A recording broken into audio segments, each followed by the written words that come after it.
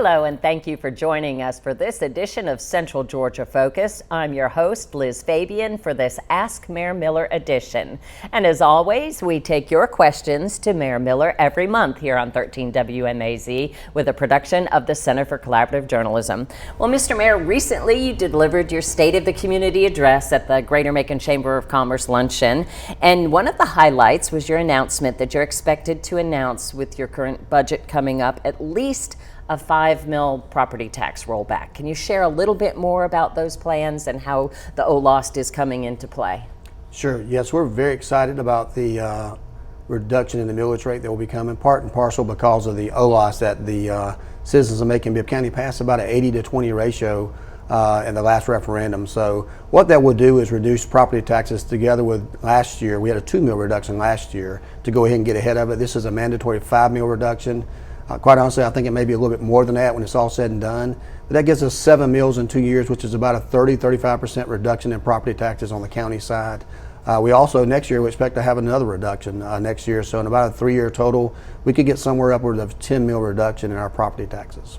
And that's going to help the property owners, but what else does it do for our community? Well, the OLOST itself, allowed us to set aside about $40 million over 10 years for public safety, which is something that we certainly wanted to do as an incentive to retain and recruit the very best. But at the same time, it allows new construction to come to Macon-Bibb County to build new homes for people in Macon-Bibb at a very less rate compared to many people outside of Macon-Bibb County. So that's going to help, especially now that we're in a situation where we have rising interest rates and rising cost of lumber, et cetera, to build. This will kind of balance things out to make sure that our building program continues to thrive. And one of the sponsors for the State of the Community address was First Choice Primary Care. And they made an announcement at that gathering that they are planning not only to have their offices flourishing now on Poplar Street, but to build a new location on Houston Avenue. And I noticed before the County Commission there was $250,000 in American Rescue Plan Act funds to go for that facility. So can you explain, what does First Choice Primary Care do, and why do you feel it's important to commit some of this public money? Well, one of the things that we mentioned the last couple of years that we wanted to hit every part of our community. Houston Avenue has been one of those communities that have struggled for a while, kind of been left behind. So we've been doing a lot of amazing work there with blight. But when we look at a particular area, we want to look at the whole person, the whole area. Then they have some medical needs over there. And I think one of those needs is to have some help with primary care for children, as well as a pharmacy. So this particular First Choice is going to have a location right there by our Cliffview project that we're about to spend a couple of $1 million on the lake there, a park there, some housing there, some roads in that area. But this would allow people to be able to go within walking distance to get medical treatment they need, maybe for their high blood pressure, for the diabetes, but also for children, and to have a pharmacy right there. And Houston Avenue is going to be something wonderful for the neighborhood, and it complements all the work that we're doing over there.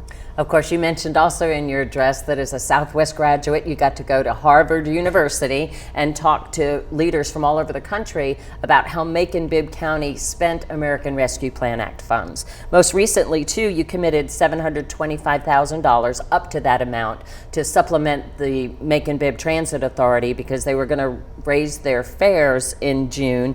And so that deal that y'all have struck, because they passed it in their meeting that they're going to go ahead and do that, and that holds off the fare increase through June of 2024.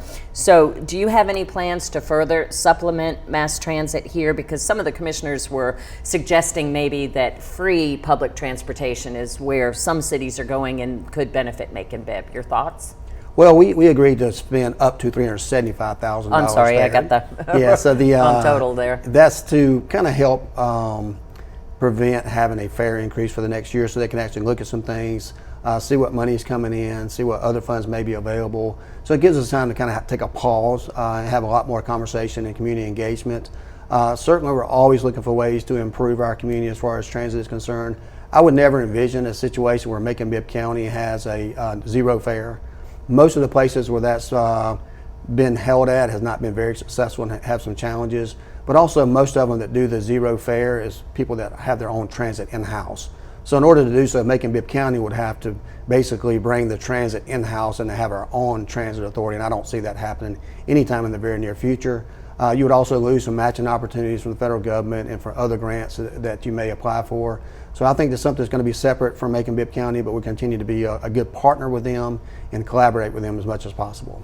And we talked about a couple years ago too, there was a company that was interested in putting aerial pods as a transportation system, like from downtown to the amphitheater, maybe even over to the monument.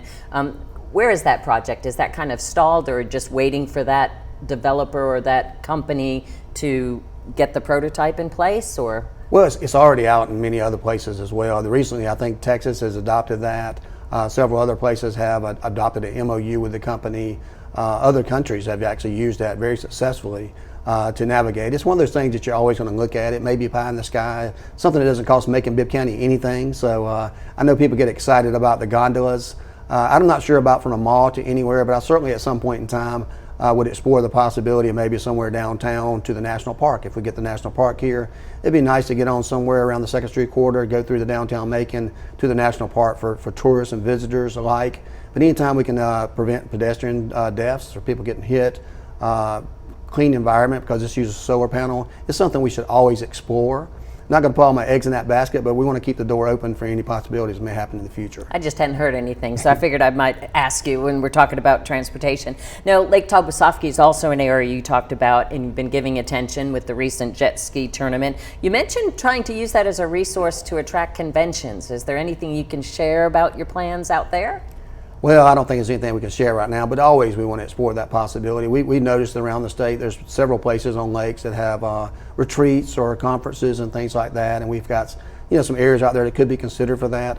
We always want to look how we can maximize our resources that we have, not only as a quality of life issue for our community, for our citizens, but also as a way to create new income stream from outside of Macon-Bibb County and to attract people here, because now that we're on a situation where our one penny OLOS goes to roll taxes back, as many people we can come to visit our community and to be tourists in our community and spend money here, the less expensive it's going to be for our own citizens and property taxes. You also mentioned in your address that there was $6 million coming in on hotel-motel tax last year, which is kind of a record, and almost $1 million over the year before. So how is that money going to benefit our community?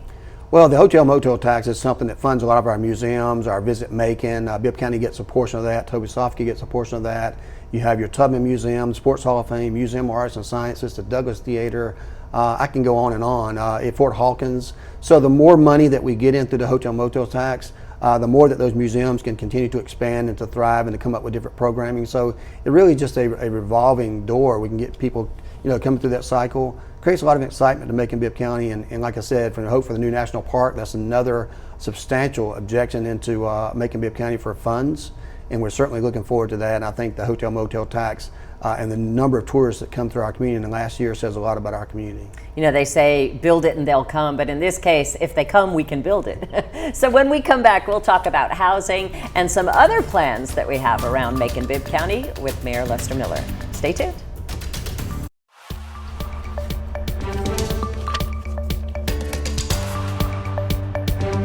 Welcome back to Central Georgia Focus, the Ask Mayor Miller edition, where we ask questions of Macon's mayor and also take the questions from the public to our mayor. Now, our question this block comes from our CJ partner, Grant Blankenship with Georgia Public Broadcasting. He says that HUD is currently reviewing county plans to spend more than $700,000 of American Rescue Plan Act money on non-congregate homeless shelter. And how would that work? Where are you thinking about putting it? And how many folks do you think that will serve? It's really too early to answer any of those questions at this point in time. We're looking at our whole program involving people that are experiencing homelessness. Unfortunately, recently we got word that our Salvation Army and local Salvation Army here has decided they would no longer accept any homeless men. They're only doing veterans and women and children. So that's going to be a substantial harm to Macon-Bibb County. So we're looking at ways that we can kind of deflect from that. We're also looking at our continuum care to make sure that we can maximize the dollars. Our understanding is that we're not getting all the dollars that we could possibly get. And Jake Hall with our Rethinking Homelessness initiative is working on that. I'm not sure if we have another location, but we need to kind of bulk up. We've got some plans, as you may recall. We just agreed to give about $500,000 to Daybreak on our last agenda, matching some funds for their respite that they have there, as well as the program they have right outside theirs for the new place coming. Our Brookdale Resource Center continues to grow, and we continue to add valuable resources there, and we're excited about the things that's going to happen there. So our goal is to meet all the needs, especially of our most chronic, and I think we're starting to touch a little bit on that now, but really that continuum of care is going to be something that's going to focus more dollars to that area, and we're excited about the possibilities of getting that in. What is a non-congregate homeless shelter? Is it different from like what is at Brookdale right now or what was at the Salvation Army? It depends on who you ask. Now, there's a lot of folks who you've had one in Athens that was like Tent City that you have there. You have services where people come during the day and they may go somewhere else throughout the day or maybe stay there at night. Right now we have the Hello House there at the at Brookdale Resource Center, which allows people we provide transportation, get them there. They can stay there, get out of the heat, the cold overnight, but they're not in a program, so they can leave the next day. And then we have the front of our house, which people stay there 90 to 180 days through a program to get into housing. So it really depends on who you ask on that, but we have something similar to that now, but it's not necessarily what we call it. Okay. Well, you're also embarking on the 50th blight demolition coming up, and Brian David says demolition of blight has been successful, but what is the plan to hold absentee, non-local landlords accountable for their properties? Because their neglect hurts our neighborhoods and makes people want to leave, causing more blight and perpetuating the cycle. What's the plan there? So tomorrow we're going to celebrate our 500th house that we'll be tearing down, and those are blighted. Those are dangerous structures that we have in our community. It's nice to tear them down because they've been there such a while, and people are excited about that, especially because these houses can't be rehabbed. Our code enforcement has done a wonderful job preventing blight before it happens, so we think the numbers will continue to go down. We've looked at policies that we have. We're doing the subsequent tax sale. Right now, when we sell those houses, even to outside investors, our code enforcement notates the sale. They go back and follow up within a short period of time to make sure that they're getting the building permits they're supposed to get. And if they don't do that, we'll, number one, either issue a citation to them. We will put them on the nuisance per se, which is for a tear down, or we'll also do a blight tax, which is up to 7 times the amount of taxes. So we've got a pretty good planning process right now to make sure that people don't buy things from outside and just leave them there in the dilapidated conditions. So we're a little bit preempted on what we can do as far as these apartments and these other landlords by the state law and federal law on what we can do for punishment. But we're going to push that envelope as much as possible locally here. And I think between good sound policies on behalf of the commission and the code enforcement job that they're doing, we're going to be able to stop those problems that we've had in the past and look forward to some new growth coming. And since we met last, you also announced with the GBI a partnership where they're putting their gang task force in the old traffic building that's on Martin Luther King Jr. Boulevard. So what kind of a gang situation do we have here in Macon, and how do you think having this facility will help? Well, I think it's going to be one of the most innovative and ways that we can attack through focused deterrence. One thing people may not understand, yes, we have gang problems like everyone else does, but a lot of our violence comes from a small group of people. A lot of those folks is violence in the gangs. I'd say over half the homicides that we have are some way related to gang activity, unfortunately. And for a long period of time, we went through a period here in Macon-Bibb County where people basically said, we don't have any gangs, we don't have any issues here, but certainly we all know that's not the truth. We do know that there's pockets of situations that we have. This task force is going to enable multiple groups to work collaboratively together. You'll have your GBI, you'll have your Sheriff's Department, you'll have federal officials, state and local officials, the FBI, ATF, all of them can come under one roof and share intel, valuable intel. We even have some informants that are working in Macon-Bibb County that perhaps our Sheriff's Department doesn't know about. Maybe our feds and our DA doesn't know about. But now that we've got everybody in one roof that can share information, it's going to be great. The other thing we're going to have is a lot of agents coming in and out of Macon-Bibb County. That gives us good police presence. It gives us very good cases that we can make to go through our state, federal, and local courts, that we can prosecute these individuals and, more importantly, get gangs, drugs, and other types of events off the street. And I think this is going to be something that's going to be game-changing in the next 12 months for Bibb County. And you mentioned earlier about the OLOST and the money that was dedicated to retain and hire and keep law enforcement. How is that going? I think it's going pretty good. And you're going to have some turnover based on people maybe choosing a different career that can make more money. You may have some people that age out, been there long enough to retire. But my understanding from speaking with the sheriff himself is since about November, when we started these new initiatives on hiring, relaxed some of the requirements there about working at the jail, paying some part-time officers that already have benefits, increasing the pay, that we've been able to attract 70 new deputies, both full and part-time, just since November. That puts us over 200 people that we've hired in the last 2 years. Not fully staffed yet, but we don't even know what that means. At some point in time, all the excuses go off the table about whether you're fully staffed or not. You just simply have to do the job. And the sheriff is the chief constitutional officer in Macon-Bibb County.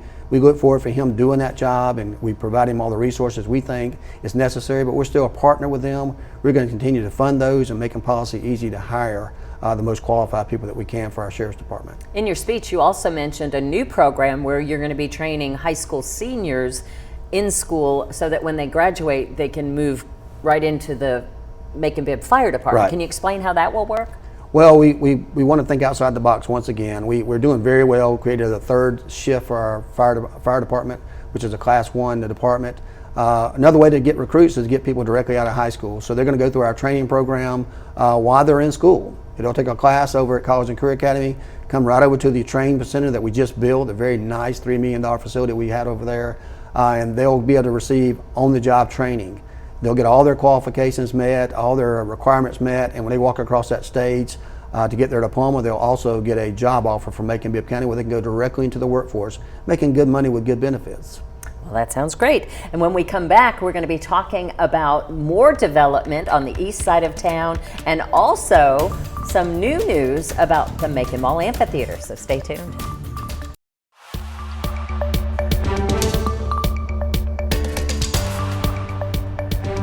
Welcome back to Central Georgia Focus, the Ask Mayor Miller edition. I'm your host, Liz Fabian, here with Macon-Bibb County's Mayor, Lester Miller. You know, the Macon Violence Prevention Program is entering its second funding phase. It's underway. Are you pleased with the progress of MVP, and what would you like to see accomplished in the future? Well, I think we're pleased with where we're at right now. As always, you're not going to be able to quantify that number of violent crimes or homicides because we're way too early into the program. But what we have seen is growing some capacity between the programs that we funded. We have another round that'll be coming out in the next month, and we're excited about the possibilities there. Some of the ones that we funded last time are doing really well, extremely well, and they're starting to get more engagement, more participation. I think it's going to turn into less numbers as far as violence is concerned in the very near future. So we're very satisfied where we're at. We're going to continue to grow that program, going to continue to measure the data, make any changes that we need to, and Jeremy Grissom's doing a wonderful job. And the Community Foundation has always done great for our community, and they continue to be the gatekeeper for those programs. And we're satisfied with the relationship we have between Macon-Bibb County and that organization. May is also Mental Health Awareness Month, and you have the Mental Health Matters program in Macon-Bibb County. How are you seeing mental health adversely affect our society, and can you explain how the administration is combating that? Well, I think we're way ahead of the game compared to other communities. I was just recently with a lot of our GMA partners, the Georgia Municipal Association, and they were very interested in learning about our Macon Mental Health Matters, how we can do something for free for everyone in the community. It's a great initiative. We're starting to see those numbers go up. People are getting the help that they needed, very targeted amount.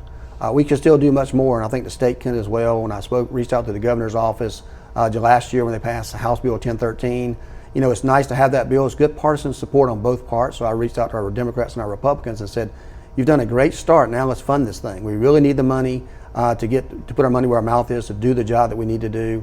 We don't need to keep just putting people in prison. We don't have Central State anymore. Locally, we've done a great job. We've got to get some more mental health caseworkers into our school systems.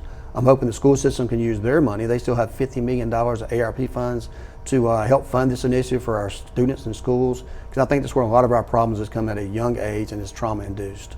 You made another announcement at your State of the Community address that the amphitheater is going to be a little bit bigger, at least hold a little bit more people than originally anticipated. Can you tell us about the changes, let's say, in that project as it's slated to be completed at the end of the year? Sure. The amphitheater has increased in capacity from 10,000 to 12,013. That's important. 12,013. That's important for many reasons. Number one, we can attract larger audience, which makes the numbers work from a financial standpoint. Another thing it does is allow us to go after bigger acts as well that want a certain amount of money guaranteed. So, you know, it's growing without increasing really the price of the amphitheater or the project, and we're still keeping everything relatively on time. So we're excited about having maybe a one-off at the Bicentennial this year and having a whole full year of next year for the amphitheaters being open. Can't really tell you who the opening act's going to be yet, but I can tell you that we have a lot of interest in people that are playing at the national level and international level that want to play in the amphitheater at the mall. We also in conversations with some sponsors. So I think you'll see some sponsorship come in droves. We have a lot of great local companies as well as national companies that want to put their stamp on our amphitheater here in Macon. And we have some input from the Fort Hill East Macon community. They say you also have plans to develop the so-called East Bank over there, which is the old Bibb Mill area near Coliseum Drive and I-16. They would like to know if you would consider building a fun family entertainment center instead of townhomes over there. They say our community doesn't have activities on the east side to come and enjoy family times with friends and relatives. They'd like to see maybe a bowling alley, skating rink, food service, cards and dominoes for adults as well as youth and kids. And they say that that would bring, activities for the Marriott guests. And I know you've been working with developers or trying to solicit folks to come in. So what do you think about putting some more recreational activities in that mix? Well, I don't think you'll see it right there in that particular development. That development needs to be reserved for an entrance to the new national park, for hotels to feed the conference center, for some residents there, for retail and for restaurants. It doesn't lay out very well for a entertainment type for those types of areas. I do think we need him in East Macon. I've reached out to several folks in East Macon. I wish we could have some people in East Macon that would put together a business plan and come sit down, have a conversation with me about property we can get in that area to have maybe a movie theater or have a skating rink or perhaps a bowling alley there that we can, set up the proper way to sustain. Certainly the county can, risk some dollars there to partner with the right people, but I made that offer about a year, 12, 18 months ago. Haven't had anybody come forward with that to help there. We helped bond the Hotel 45. Perhaps we can invest money into our own people if we can get somebody to put a business plan up and kind of partner with us. The good thing about the development we have going there, that 21 acres that we have outside the national park on Coliseum Drive, is that's a tax allocation district, which means all the money, the upward monies that's raised there, if we have a $350 million project there, that additional funding, the tax base there, has to be used in that area, and that's something we can provide infrastructure for some of these projects that we're talking about. So East Macon has a lot to be thankful for, and a lot's going to be coming that way. We just have to get more residents there. We have to get the income level up there so we can attract these type of places that they so desperately need. There's no reason that Old Time is the only sit-down restaurant that you have there. We should have people jumping in line to come over to that area, and that's what our goal is with this new project there, to inject some capital there as well as to get some excitement and momentum into East Macon. Your address was about 30 minutes long this year. I think you cut it down significantly from prior years, but you went in probably about 28 minutes. Everything was real positive. And then you started talking about the naysayers and how we can't really be listening to the naysayers all the time, especially you at 2 o'clock in the morning on Facebook. That's what you said. So why even bring it up at all? I had somebody who I would say is not one of your biggest fans telling me, I was getting into the mayor's speech and then he went negative and it just shut me down. So why even talk about the naysayers?